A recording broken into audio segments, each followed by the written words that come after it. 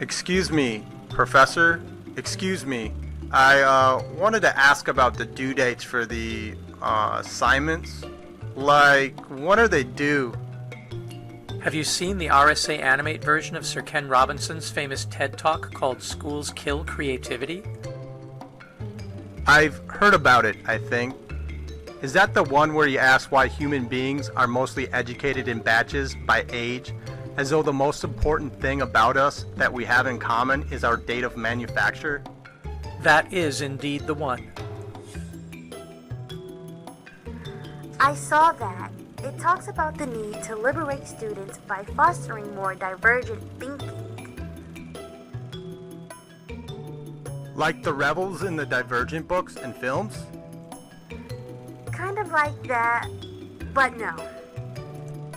Not really. I know, I was kidding. Kind of. So what I want to know is, who's on first? Seriously? Abbott and Costello? Ha! I don't know. Third base. So, what are the deadlines for our work? It all depends on which of the 5 divergent factions you're in, whether you're part of abnegation, the selfless, amity, the peaceful, candor, the honest, dauntless, the brave, or erudite, the intelligent. Are you kidding me? Of course, sort of. You guys brought up the Divergent series, but in a sense we can apply the notion of the factions and their various dispositions if you like, although that sci-fi series depicts a dystopia, a horrible future. Our goal in this class, as in all classes about sustainability, is to help create a self-perpetuating utopia, a good place. So, how do you relate the dispositions in Divergent and the creative divergent thinking described by Sir Ken Robinson that you want to foster in this class with the due dates and deadlines for our deliverables? Great question. The first point I would like to make is that you are all different. I'm not. Monty Python, Life of Brian. Brilliant. Yes, except for you, we are all different. So does that imply that we all have different due dates and deadlines? First, I want to point out that in our quest for sustainability, we would rather offer lifelines than demand deadlines. Sustainability is a life-affirming science. We don't peddle in death except to find ways to recycle dead things back into living systems. So in this class, we've recycled deadlines into lifelines. What's a lifeline then? A lifeline connects each individual and their work to all the other individuals in the network, in the nexus, in a peer-to-peer nexus network.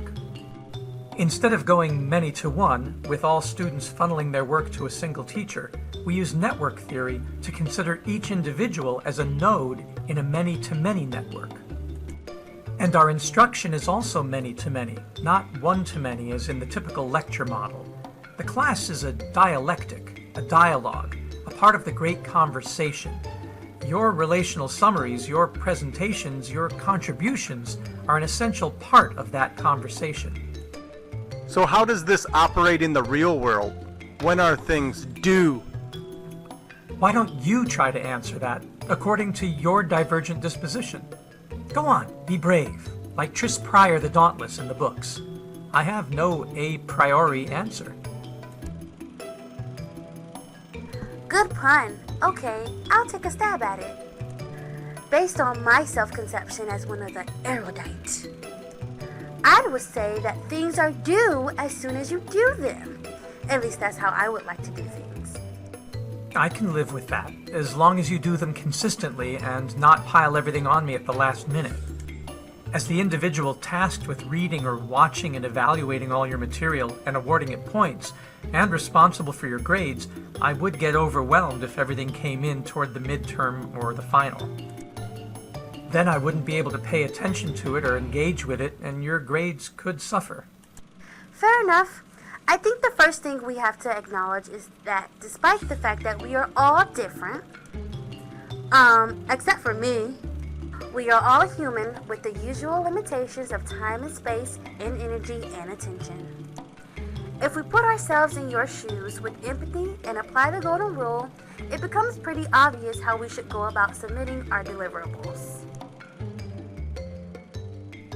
It's not obvious to me.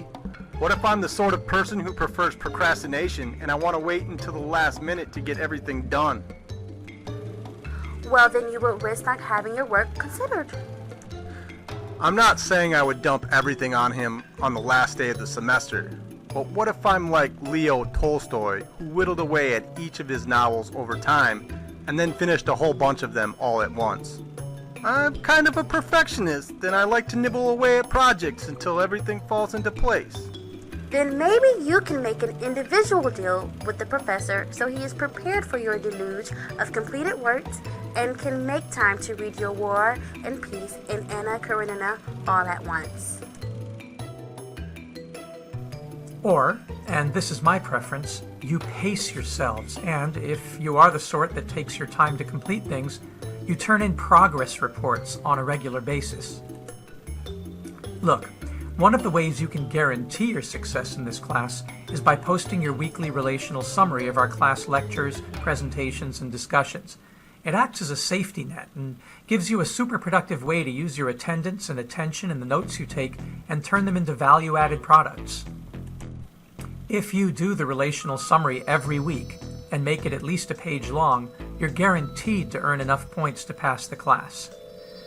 Then you take those notes and relational summaries and, working alone or with others, turn them into something creative, some product that demonstrates your understanding of the concepts of sustainability being discussed here and communicates it in the most impactful way that you can imagine and come up with. But creativity is scary. It takes a lot of time, and it carries a high risk to reward ratio. That's precisely why the psychologist Rollo May wrote his profound book, The Courage to Create. It does take courage, but you don't have to be a Divergent dauntless to do it, especially not when we all use all of our talents and personalities to help each other. And you get paid for everything you do in this class, as long as you turn it in on Canvas. It doesn't have to be a finished product, just as long as you post stuff consistently and let us know how you're doing. You mean to turn in unfinished work? Yeah, sure. Like many artists and many scientific collaborators, you share works in progress. And not just with me. You have to get away from the old one-to-many and many-to-one networking model and embrace true, decentralized peer-to-peer systems. The buck stops with me, but we want to co-create material of highest impact using the collaborative model. So you want me to share my unripened fruit? My not yet ready for primetime ideas with others? It depends on your personality trope. I'm not expecting you all to be part of the abnegation faction, the selfless, and give everything away. But if you look at the open source model of creation used increasingly in IT, you will see that in our highly networked, interconnected world, and particularly in science, the open sharing of ideas and techniques creates a much richer and productive culture and economy. Since there is no competition in this class, you should feel free to share with one another as you go along and actually get help from one another in creating your deliverables. We call that group work. So you want us to work in groups? I'm not demanding it like many other teachers. I'm suggesting it. But ultimately, I honor your individual learning and production style. We force nothing. We encourage everything that works, everything that is sustainable. So, I have an idea. How about if each one of us creates a contract with you and the rest of the class? Stating how we would like best to handle our deadlines and due dates and deliverables and use those contracts to help each other get the most out of our class with the least stress. Precisely what I was going to suggest. Some of you will want very rigid deadlines. Go ahead and make them. We support you. Some of you want more flexibility. Okay. Tell us that so we can help you make sure you don't let things slide into oblivion, or even further, as the Beatles would say. But each of you should customize your own schedule and share it, as colleagues do in the real world in a creative space where all are equals. I can dictate my lectures, but I'm not a dictator. But to be honest, as a perfectionist procrastinator, I want more structure. I need more structure. Or I'm afraid I will just let things slide, and then we'll all suffer. That's okay. The point I think the professor is making, or at least the point I would make, is that you can choose your structure. Ultimately, you are responsible for it anyway. We should each create our own preferred structure, set the kind of schedule and deadlines with due dates that fit in best with our personalities and the reality of our life challenges, and then stick to it. You can do that, can't you? Well, sure, but I'm always used to having other people create my schedule for me. I guess I've always been trained to follow orders my whole life. You mean like Sir Ken Robinson talks about in How Schools Kill Creativity? But that was the industrial factory model of education, designed to produce unthinking workers who would mostly do unfulfilling jobs they hated and not rebel. We are being given the chance here to each and all be our own bosses, working as respectful colleagues. I'm in sustainable entrepreneurship, so this style suits me just fine. Yeah, I know. But Gregor's theory Y of autodidactic, self-motivated management styles, as opposed to the top-down theory X management style, I get it. I'm just not used to it. Actually, I prefer Uichi's theory Z, system of profound knowledge, which was popularized during the Asian economic boom of the 1980s. This is a managing style that focuses on a strong company philosophy, a distinct corporate culture, long-range staff development, and consensus decision-making. I think if we apply Theory Z to classes in sustainability, we can go a long way toward imparting and internalizing that profound knowledge that is necessary to achieve true sustainability. Okay, I'll buy that. So, when are the assignments due?